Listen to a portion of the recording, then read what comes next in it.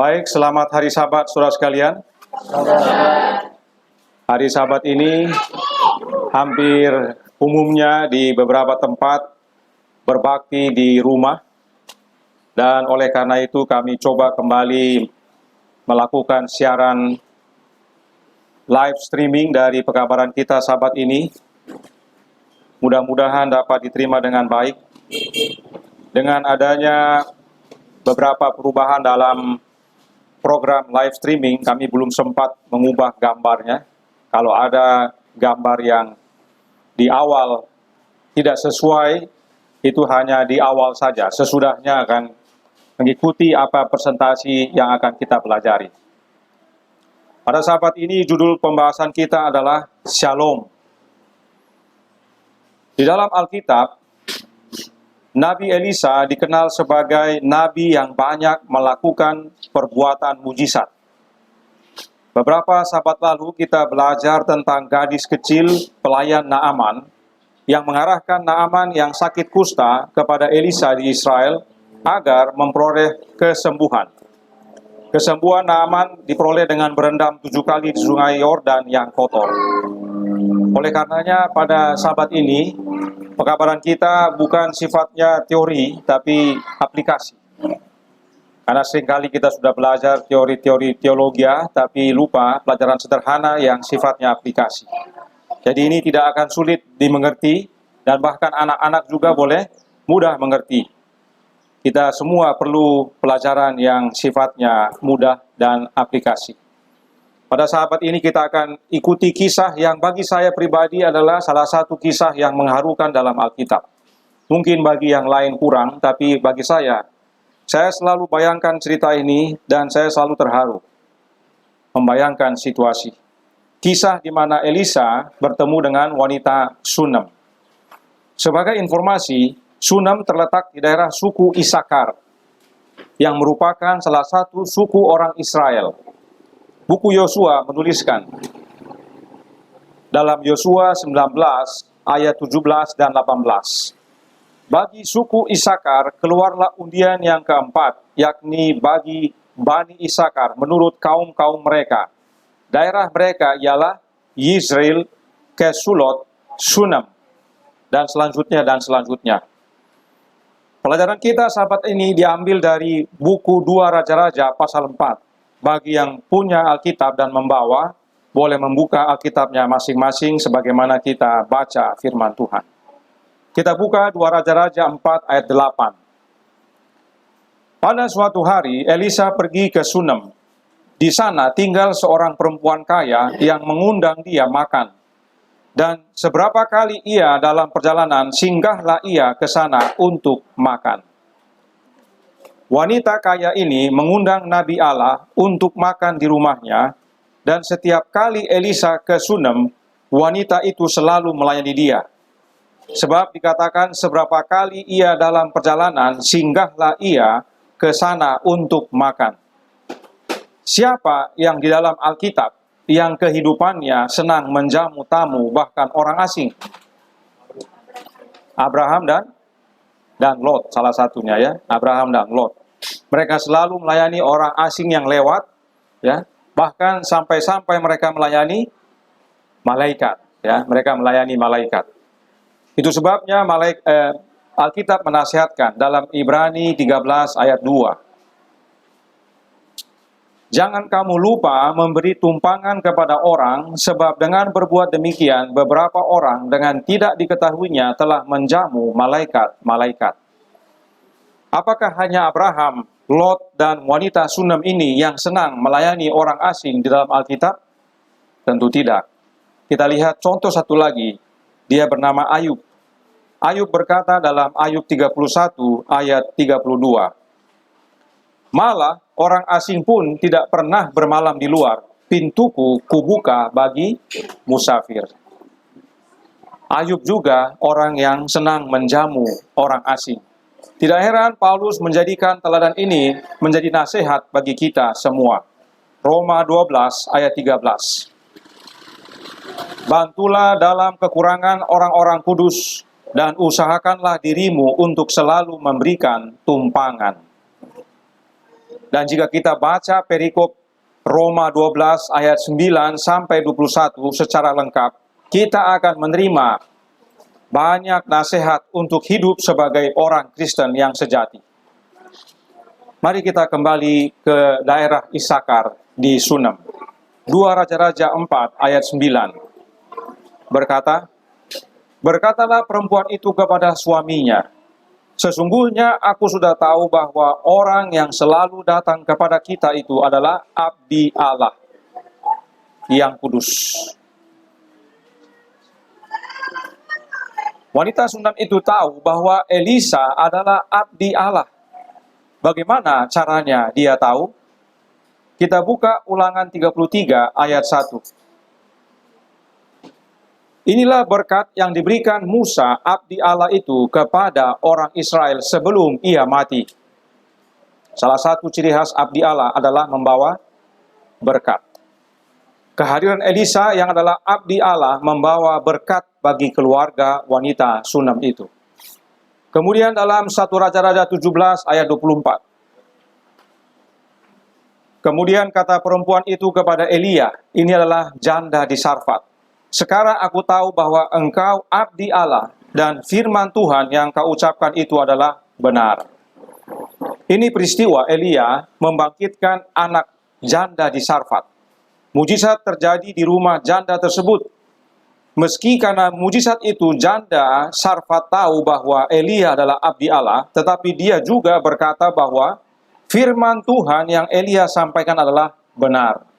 Artinya, seorang abdi Allah adalah juru kabar kebenaran. Apa yang dia sampaikan adalah kebenaran. Selanjutnya 1 Timotius 6 ayat 11. "Tetapi engkau, hai manusia Allah, jauhilah semuanya itu, kejarlah keadilan, ibadah, kesetiaan, kasih, kesabaran, dan kelembutan." Kata manusia Allah dalam ayat ini sama dengan abdi Allah.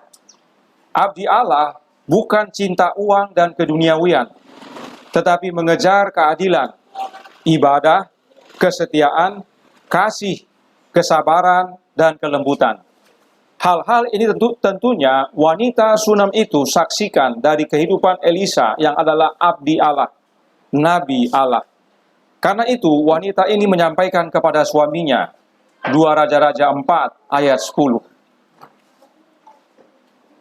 "Baiklah kita membuat sebuah kamar atas yang kecil yang berdinding batu, dan baiklah kita menaruh di sana baginya sebuah tempat tidur, sebuah meja, sebuah kursi, dan sebuah kandil.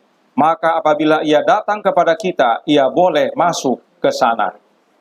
Sebagai catatan, kamar atas ini adalah kamar belakang kecil yang ditambahkan ke rumah utama, di mana nabi atau tamu dapat tinggal dalam privasi seperti di rumahnya sendiri, di mana dia dapat istirahat dengan senang tanpa mengganggu urusan pribadi keluarga. Kamar atas ini lazim dibuat di zaman itu. Contoh lain adalah bagi Elia, pendahulu Elisa. 1 Raja-Raja 17 ayat 19. Kata Elia kepadanya, "Berikanlah anakmu itu kepadaku." Elia mengambilnya dari pangkuan perempuan itu dan membawanya naik ke kamarnya di atas dan membaringkan anak itu di tempat tidurnya. Elia, dia juga punya kamar atas. Kalau kita baca Hakim-Hakim 3 ayat 20 juga ada peristiwa seseorang yang punya kamar di atas. Nah, wanita Sunem ini merencanakan sesuatu yang baik bagi hamba Allah. Sebab Yesaya 32 ayat 8 berkata, "Tetapi orang yang berbudi luhur merancang hal-hal yang luhur, dan ia selalu bertindak demikian." Wanita Sunem ini wanita yang berbudi luhur, dan karenanya dia merancang hal-hal yang luhur dan melakukannya. Dia selalu mengundang makan abdi Allah dan sediakan tempat khusus bagi hamba Allah. Bagaimana dengan kita? Itu sebabnya ini merupakan pelajaran aplikasi. Adakah kita memikirkan hal-hal yang luhur dan tidak hanya memikirkan tapi melakukannya, khususnya kepada hamba-hamba Allah. Abdi-abdi Allah, orang yang setia kepada Allah. Matius 10 ayat 42, saya ulangi, ayat 40 sampai 42. Yesus berkata, barang siapa menyambut kamu, ia menyambut aku. Dan barang siapa menyambut aku, ia menyambut dia yang mengutus aku. Ya, barang siapa menyambut seorang nabi sebagai nabi, ia akan menerima upah nabi. Dan barang siapa menyambut seorang benar sebagai orang benar, ia akan menerima upah orang benar. Dan barang siapa memberi air sejuk secangkir saja pun kepada salah seorang yang kecil ini, karena ia muridku, aku berkata kepadamu, sesungguhnya ia tidak akan kehilangan upahnya daripadanya. Inilah teladan daripada wanita Sunem tadi. Dia menyambut hamba Allah sebagaimana hamba Allah. Dia menyambut abdi Allah sebagaimana abdi Allah. Dalam kita menyambut hamba Allah, kita tidak hanya berbuat luhur, kita juga bisa melayani malaikat. Tetapi terlebih lagi sebagaimana perkataan Yesus, bila mana kita menyambut abdi Allah atau hambanya, kita menyambut siapa? Yesus. Dan bila mana kita menyambut Yesus, kita menyambut siapa?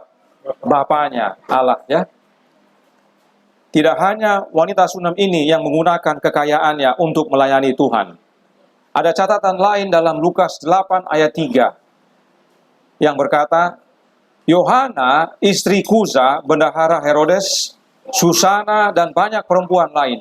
Perempuan-perempuan ini melayani rombongan itu dengan kekayaan mereka. Mereka ini adalah wanita-wanita yang disembuhkan oleh Yesus dari kuasa roh jahat atau penyakit. Dan mereka ikut Yesus berkeliling dan melayani rombongan dengan kekayaan mereka. Wanita Sunem ini memberikan teladan penting bagi kita, khususnya dalam melayani Tuhan dan umatnya.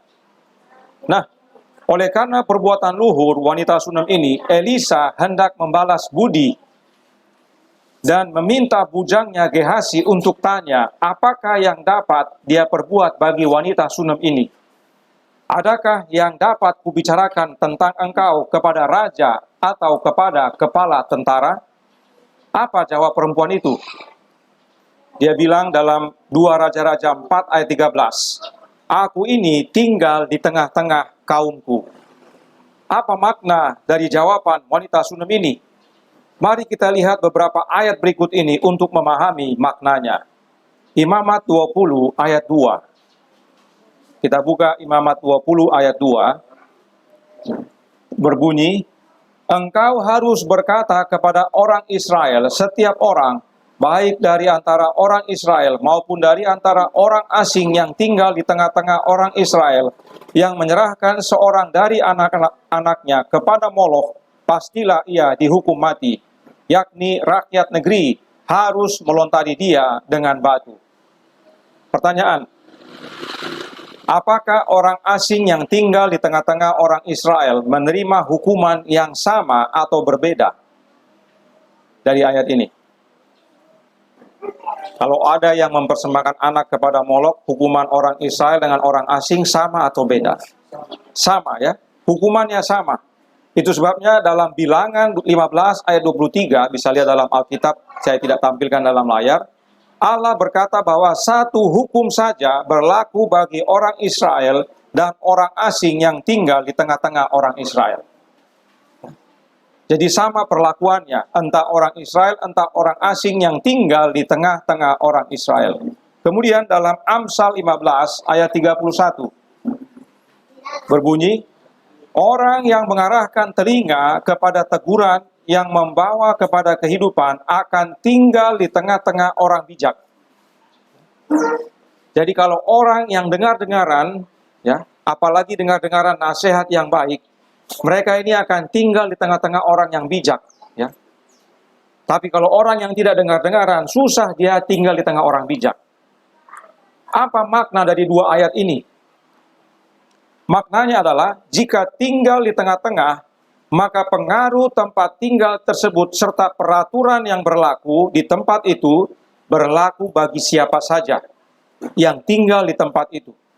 Apakah dia orang asing atau orang asli. Dan pengaruh yang diterima bisa baik, bisa buruk. Amsal 15 ayat 31 ini menyatakan pengaruh yang baik. Namun dalam Yesaya 6 ayat 5 kita lihat pengaruh yang buruk. Lalu kataku, ini Yesaya bicara, celakalah aku binasa, sebab aku ini seorang yang najis bibir dan aku tinggal di tengah-tengah bangsa yang najis bibir. Namun mataku telah melihat Sang Raja, yakni Tuhan semesta alam. Jadi, tinggal di tengah-tengah bermakna segala yang ada di sana akan menjadi pengaruh kepada yang tinggal di sana. Apakah pengaruh baik atau pengaruh buruk? Nah, wanita Sunem tadi katakan bahwa dia adalah wanita yang kaya. Dan dia tinggal di tengah kaumnya. Apa maknanya? Dia kaya, dia tinggal kaumnya. Kaumnya kira-kira orang bagaimana? Orang kaya juga ya, orang yang berada juga. Jadi dia sudah kaya dan tinggal di kaumnya, kira-kira apa pesan dia kepada Elisa? Dia tidak butuh apa-apa. Dia kaya dan keluarganya ada bersama dia. Sehingga jika ada tantangan, ada problema, ada keluarga yang bisa tolong. Jadi saat ditanya apa yang bisa dibantu oleh karena dia sudah sangat baik kepada Elisa, wanita Sunem itu berkata, saya tidak butuh apa-apa, Nabi. Saya sudah berkecukupan. Perhatikan perkataan Elisa, 2 Raja-Raja 4 ayat 13. Elisa telah berkata kepada Gehasi, cobalah katakan kepadanya, sesungguhnya engkau telah sangat bersusah-susah seperti ini untuk kami. Apakah yang dapat kuperbuat bagimu? Apakah, saya ulangi, adakah yang dapat kubicarakan tentang engkau kepada raja atau kepala tentara? Jawab perempuan itu, aku ini tinggal di tengah-tengah kaumku. Perhatikan yang warna kuning. Elisa menawarkan untuk bicara kepada raja atau kepala tentara. Apa maknanya?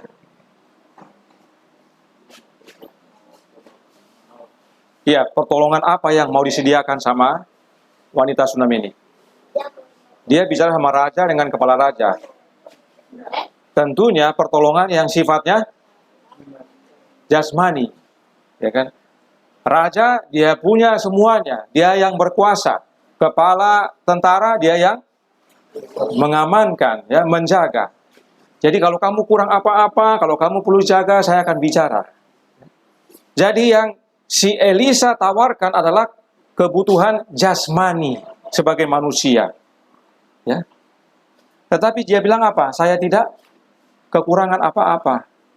Selain dia kaya, dia juga tinggal di tengah keluarganya. Jadi tidak ada yang dia perlu khawatirkan. Apa yang menarik dari sini?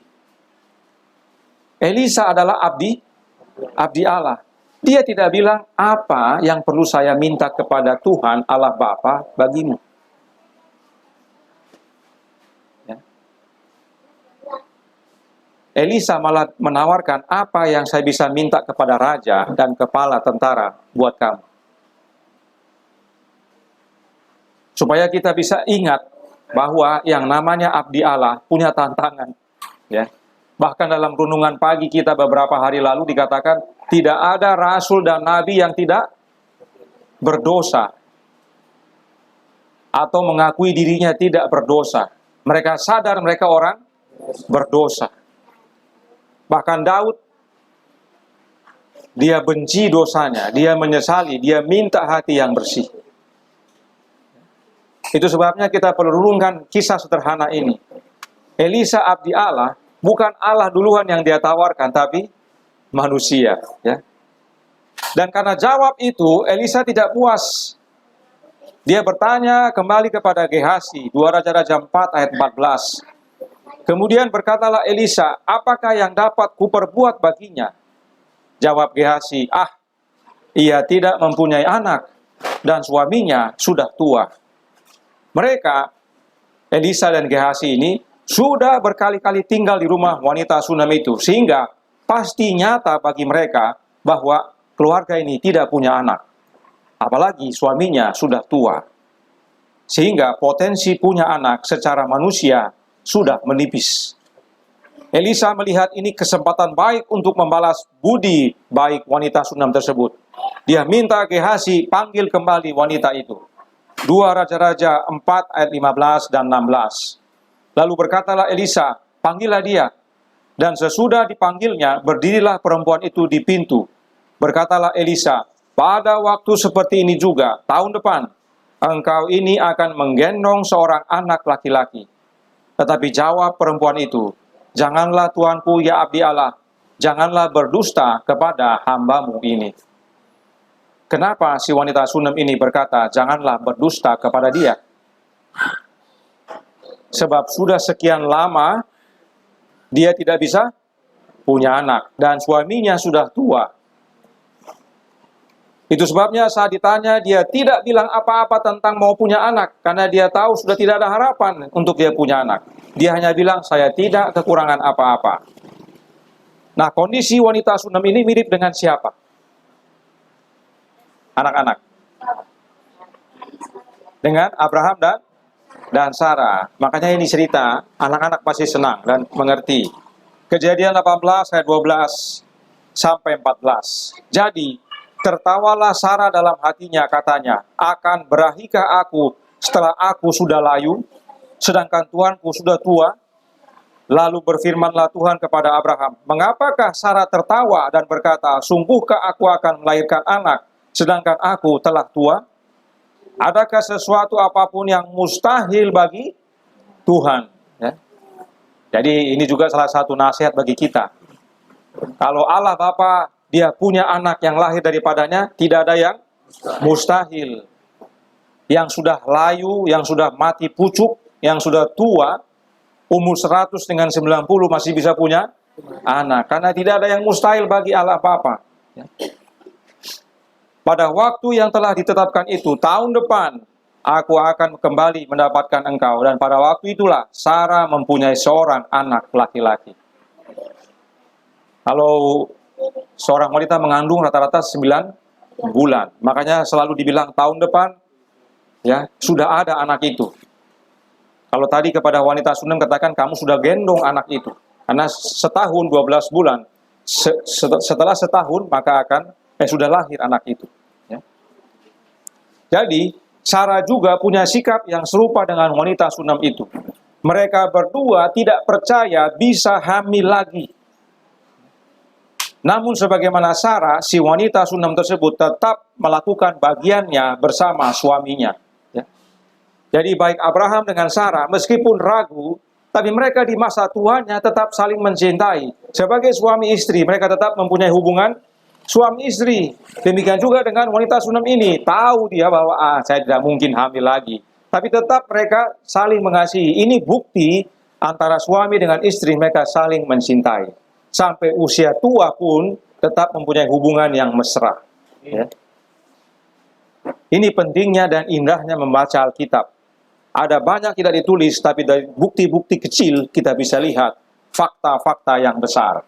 Sehingga 2 Raja-Raja 4 ayat 17 katakan, mengandunglah perempuan itu, lalu melahirkan seorang anak laki-laki pada waktu seperti itu juga, pada tahun berikutnya, seperti yang dikatakan Elisa kepadanya. Wanita Sunem ini akhirnya mendapatkan anak laki-laki.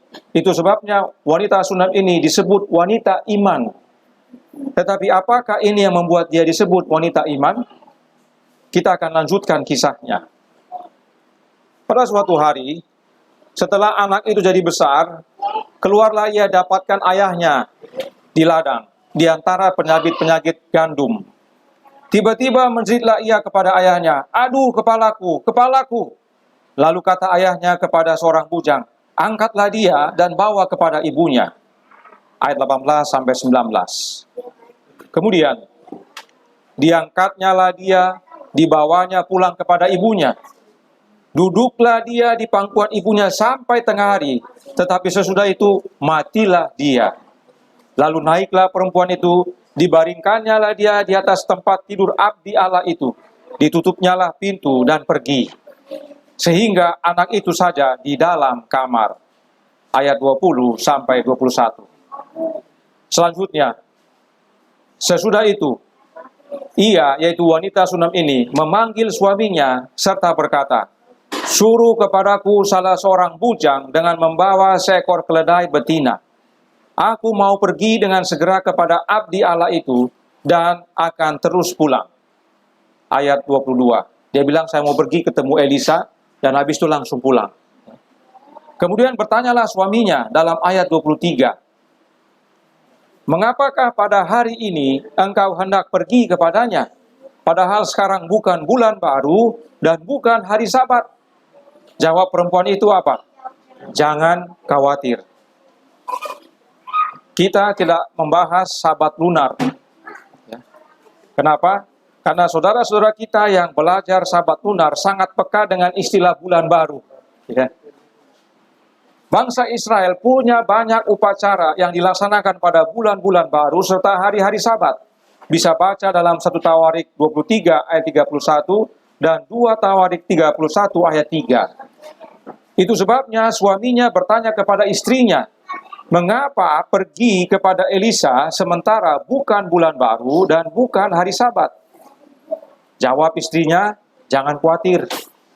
Atau dalam bahasa Inggris disebutkan, itu akan baik-baik saja. Ya. Apa makna jangan khawatir atau akan baik-baik saja ini?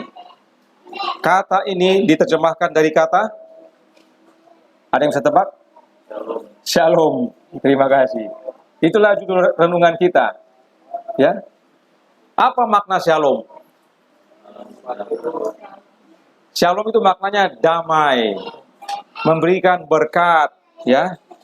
Kemudian kemakmuran, kemudian selamat. Makanya kalau orang Israel katakan apa? Shalom. Ya. Pada saat mereka berjumpa atau memasuki sebuah rumah. Berikut beberapa ayat yang menggunakan kata shalom sebagai contoh saja, tidak banyak kita lihat, cukup beberapa, tapi perlu kita lihat hubungannya dengan kehidupan wanita Sunem ini. Mazmur 119 ayat 165. Besarlah ketentraman pada orang-orang yang mencintai Tauratmu, tidak ada batu sandungan bagi mereka. Kata ketentraman atau peace diterjemahkan dari kata shalom. Perhatikan sikap wanita Sunem yang penuh tentram tadi, meski anaknya sudah meninggal. Ya. Suaminya tanya, kamu ngapain ke sana? Bukan bulan baru, bukan hari Sabat. Dia bilang apa? Shalom, damai, selamat, tentram, gak usah khawatir. Ingat ini, seorang wanita yang sudah bertahun-tahun tidak punya anak dan kemudian punya anak, anaknya meninggal. Kita yang punya banyak anak, satu meninggal, akan berduka yang luar biasa. Tapi dia masih bisa berkata apa? Shalom. Karena orang-orang seperti ini mencintai Taurat Tuhan. Kemudian dalam Yesaya 26 ayat 3. Yang hatinya teguh kau jagai dengan damai sejahtera, sebab kepadamulah ia percaya. Wanita Sunem itu penuh damai sejahtera karena dia percaya kepada Allah Bapa. Dia tidak panik, dia tidak mengeluh, dia tidak marah-marah, dia tidak ngomel-ngomel, dia tidak menjerit histeris, dan seterusnya dan seterusnya. Dia tenang, bahkan masih bisa berkata shalom kepada suaminya. Sungguh suatu teladan iman bagi para ibu dan juga kita semua. Itu sebabnya bagi saya cerita ini salah satu cerita yang mengharukan. Saya tidak bisa bayangkan perasaan saya bila mana anak saya meninggal. Apalagi dia masih kecil yang saya tunggu-tunggu sekian tahun. Adakah saya sanggup masih mengatakan shalom kepada istri saya atau kepada orang yang tanya kepada saya? Tapi hanya orang yang percaya kepada Allah saja yang bisa berkata ini. Hanya mereka yang percaya kepada Taurat Tuhan yang bisa tentram. Tapi tidak sampai di sini. Masih panjang ceritanya. Dia taruh pelana di keledai dan dia berkata kepada bujangnya, tuntunlah dan majulah, jangan tahan-tahan. Ya. Artinya jangan pelan-pelan, maju terus. Kecuali saya bilang sama kamu. Demikianlah perempuan itu berangkat dan pergi kepada abdi Allah di Gunung Karmel. Segera sesudah abdi Allah melihat dari jauh, dia berkata kepada Gehasi bujangnya, "Lihat, perempuan Sunam itu datang." Baca ayat 24 dan 25. Sebagai informasi tentang perjalanan wanita Sunam ini, mari kita lihat peta berikut ini. Dalam peta kesannya dekat, ya. Tapi kenyataannya apa itu? Jauh itu ya. Jaraknya jauh sekali itu. Jarak yang ditempuh wanita Sunam itu untuk bertemu dengan Elisa bukanlah dekat, tetapi jauh. Namun dia shalom. Banyak dari kita pasti sudah panik melihat jarak yang jauh ini. Anak saya sudah meninggal, ya. Saya harus pergi ke jarak yang jauh itu, mungkin kita panik. Apa caranya supaya cepat? Ya. Mungkin bahkan suruh suaminya saja, apa-apa yang pergi sudah, saya di sini saja. Ya. Tetapi tidak. Wanita Sunam itu tidak suruh suaminya atau orang lain. Dia sendiri yang pergi dan ditemani seorang bujang. Dan saat sudah dekat ke tempat Elisa di Gunung Karmel, Elisa menyuruh Gehasi menyongsong wanita Sunam itu. Kita baca ayat 26. Larilah menyongsongnya. Ya. Kalau suruh lari berarti ada sesuatu kan? Disuruh segera. Larilah dan songsong dia. Katakan kepadanya, "Selamatkah engkau? Selamatkah suamimu? Selamatkah anak itu?" Apa jawab perempuan itu? Selamat. Meski dalam kondisi duka dan berjalan jauh, wanita Sunam itu masih mengatakan selamat. Tahukah dari mana terjemahkan kata ini? Shalom. Sudah duka, sudah jauh, ditanya apakah selamat, dia jawab apa? Shalom, damai, berkat, selamat. Makanya ini membuat saya terharu. Saya dikuatkan selalu mendengarkan cerita mengenai wanita Sunam ini. Kemudian saat ia bertemu dengan Elisa, dan sesudah ia sampai ke gunung itu, dipegangnya lah kaki abdi Allah itu. Tetapi Gehasi mendekat hendak mengusir dia. Lalu berkatalah abdi Allah, Elisa, biarkanlah dia, hatinya pedih. Perhatikan kalimat berikut ini dalam Alkitab. Tuhan menyembunyikan hal ini daripadaku, tidak memberitahukannya kepadaku. Elisa abdi Allah yang biasa menerima pesan dari Allah, tapi dalam kasus ini dia tidak terima pesan apa-apa. Lalu berkatalah perempuan itu, adakah ku minta seorang anak laki-laki daripada tuanku? Bukankah telah kukatakan, jangan aku diberi harapan kosong. Ayat 27 dan 28. Mengetahui kondisi ini, Elisa apa?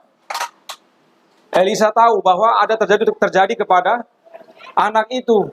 Ya, tidak mungkin perempuan ini datang jauh-jauh dan kemudian sujud di kakinya dan bilang, kan saya so bilang, jangan bohong sama saya. Elisa paham anaknya sudah mati. Dia langsung ambil tindakan. Dia suruh Gehasi.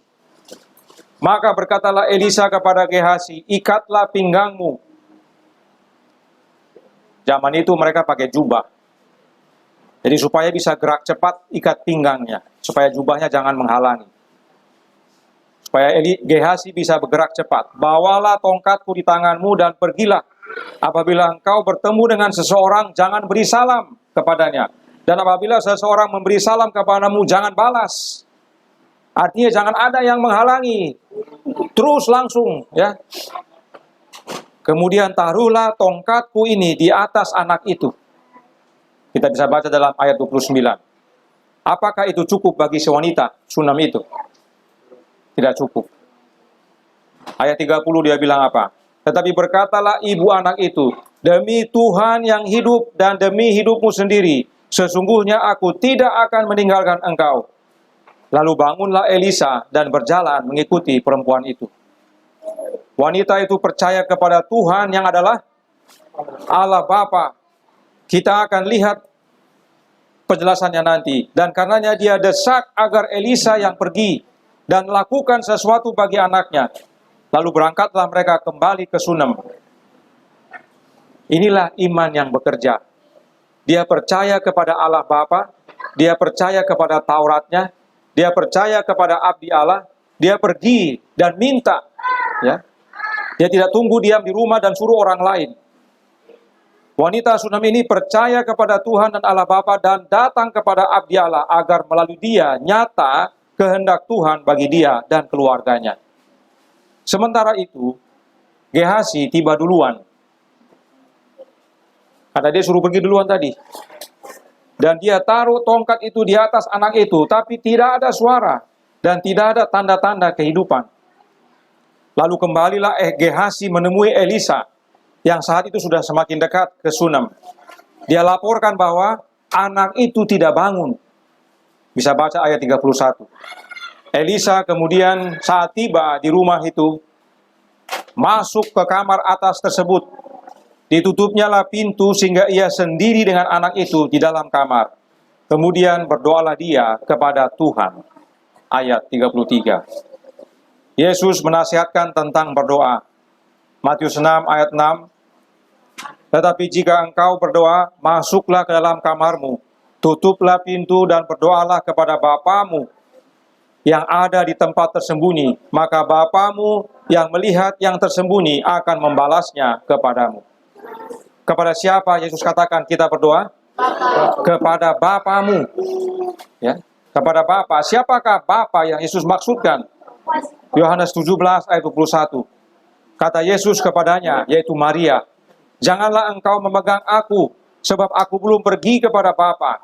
Tetapi pergilah kepada saudara-saudaraku dan katakanlah kepada mereka bahwa sekarang aku akan pergi kepada Bapakku dan Bapamu, kepada Allahku dan Allahmu.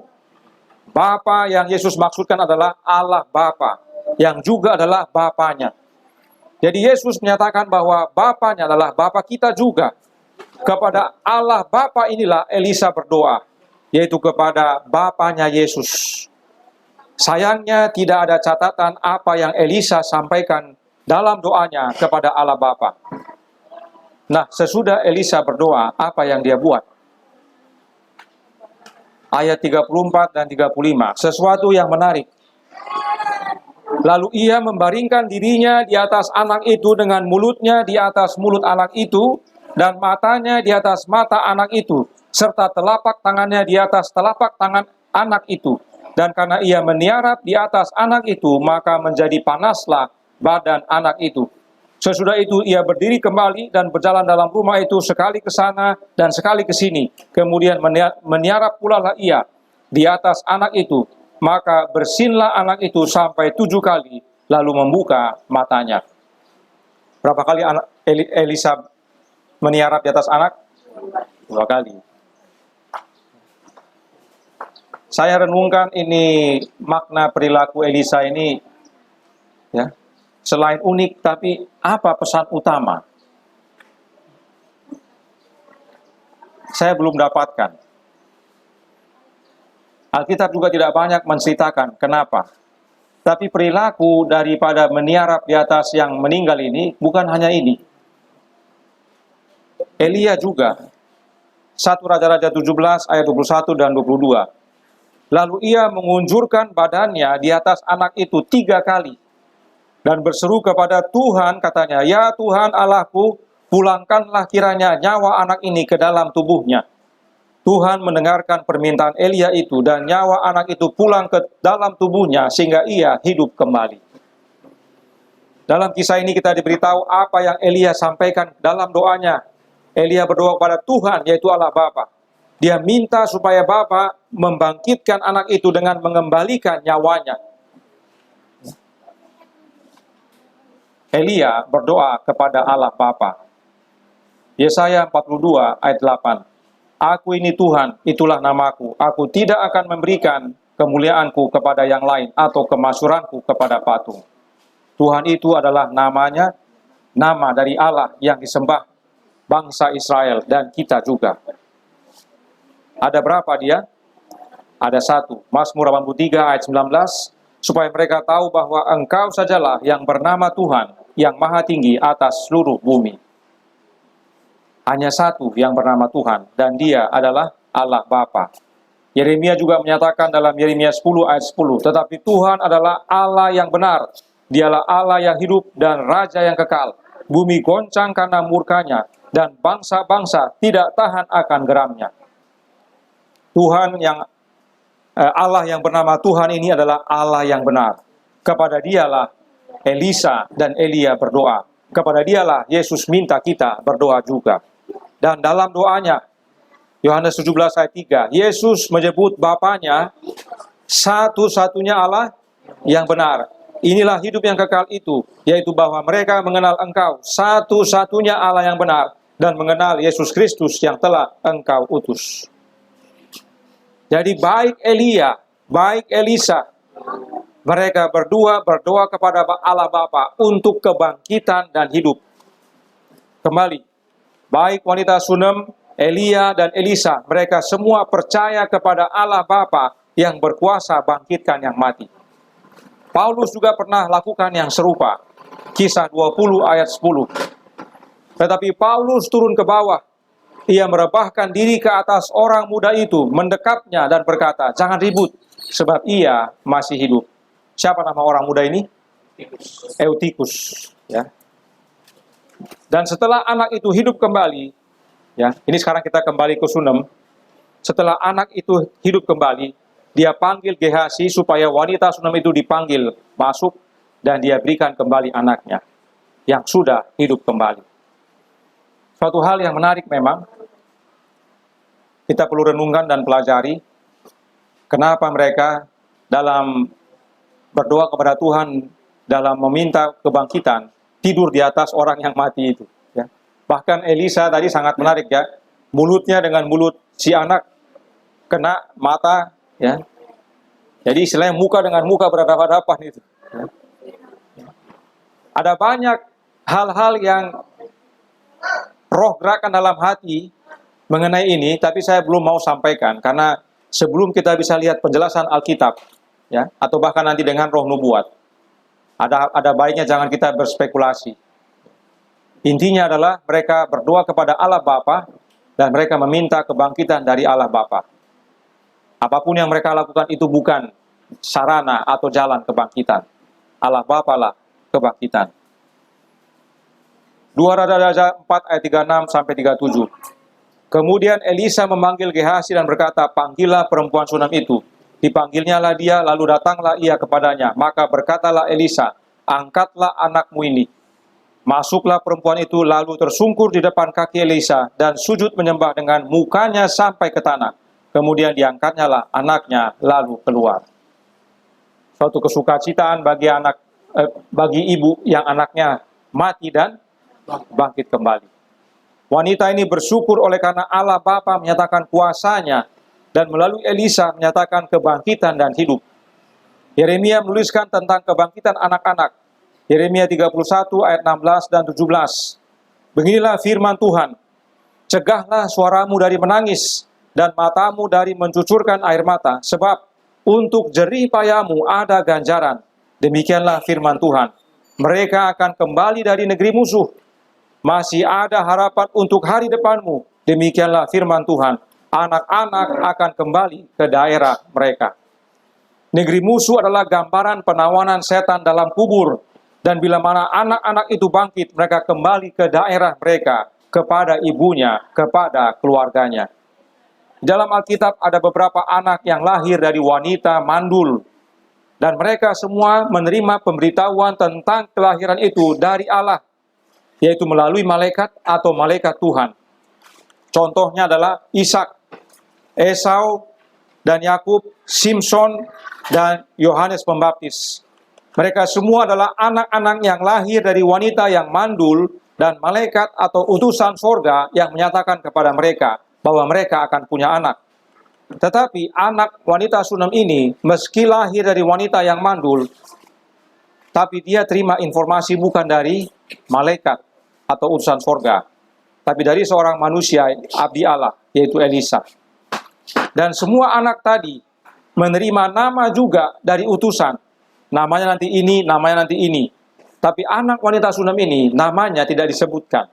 Tidak tahu kita siapa namanya. Ya. Tidak ada catatan siapa nama anak ini. Sebab memang salah satu fokusnya adalah tentang wanita Sunam ini. Paulus tuliskan tentang dia dalam Ibrani 6 ayat 10.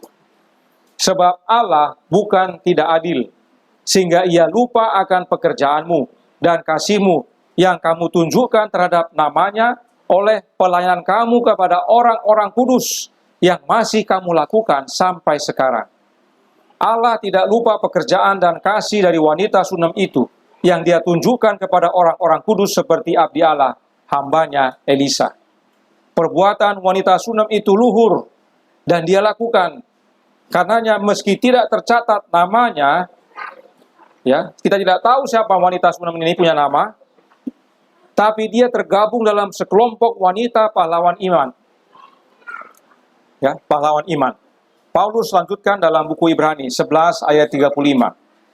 Ibu-ibu telah menerima kembali orang-orangnya yang telah mati, sebab dibangkitkan. Tetapi orang-orang lain membiarkan dirinya disiksa dan tidak mau menerima pembebasan, supaya mereka beroleh kebangkitan yang lebih baik. Oleh iman, wanita Sunam itu menerima kembali anaknya yang telah mati, yang kemudian bangkit kembali. Meskipun bukan malaikat yang menyampaikan tentang kelahirannya, dan meskipun tidak diketahui namanya, namun anak yang lahir dari perempuan yang mandul di Sunam ini dicatat oleh Alkitab. Ya. Kenapa? Karena dari semua anak yang lahir dari perempuan mandul, ya, hanya anak wanita Sunam ini yang mati dan dibangkitkan. Jadi meskipun informasi datang dari Elisa, tidak diketahui namanya, tapi dia mempunyai keistimewaan. Dialah satu-satunya anak yang lahir dari perempuan mandul dalam Alkitab yang mati kemudian dibangkitkan kembali. Inilah gambaran tentang Kristus, bahwa Kristus adalah anak yang nanti mati dan bangkit kembali. Hosea 13 ayat 14, Yesus berkata, akan kubebaskankah mereka dari kuasa dunia orang mati? Akan kutebuskah mereka daripada maut? Di manakah penyakit samparmu, hai maut? Di manakah tenaga pembinasamu, hai dunia orang mati? Mataku tertutup bagi belas kasihan. Ini adalah nubuatan tentang nantinya Yesus akan bangkitkan umat-umatnya dari kematian, termasuk anak-anak, saat dia datang kedua kali. Sebab Yesuslah kebangkitan dan hidup. Yohanes 11 ayat 35. Dan jangan lupa, Ibrani 2 ayat 14. Ayat ini ayat yang menguatkan. Karena anak-anak itu adalah anak-anak dari darah dan daging. Maka ia, yaitu Yesus, juga menjadi sama dengan mereka dan mendapat bagian dalam keadaan mereka, supaya oleh kematiannya, kematian Yesus, ia, yaitu Yesus, memusnahkan dia, yaitu iblis, yang berkuasa atas maut. Oleh kematian Yesus, setan dan maut musnah. Itu sebabnya Yesus berkata, Wahyu 1 ayat 18, dan yang hidup, aku telah mati, namun lihatlah aku hidup sampai selama-lamanya, dan aku memegang segala kunci maut dan kerajaan maut. Kalau segala artinya tidak ada yang tak lewat. Semuanya. Inilah jaminan Allah bagi kita umatnya yang setia. Inilah shalom bagi kita yang saat ini hidup di penghujung zaman ini. Oleh karenanya meskipun kita menjaga diri, waspada, tapi kalau pada akhirnya terjadi dalam hidup kita, ya, duka, malah petaka, kita harus bisa seperti wanita Sunam ini. Apa kata kita? Shalom. Orang bertanya, selamatkah? Shalom. Karenanya,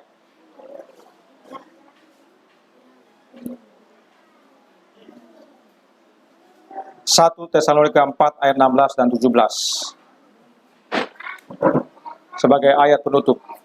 Sebab pada waktu tanda diberi, yaitu pada waktu penghulu malaikat berseru dan sangkakala Allah berbunyi, maka Tuhan sendiri akan turun dari sorga, dan mereka yang mati dalam Kristus akan lebih dahulu bangkit. Sesudah itu kita yang hidup, yang masih tinggal akan diangkat bersama-sama dengan mereka dalam awan menyongsong Tuhan yang kasat. Demikianlah kita akan selama-lamanya bersama dengan Tuhan. Karena itu, hiburkanlah seorang akan yang lain dengan perkataan-perkataan ini.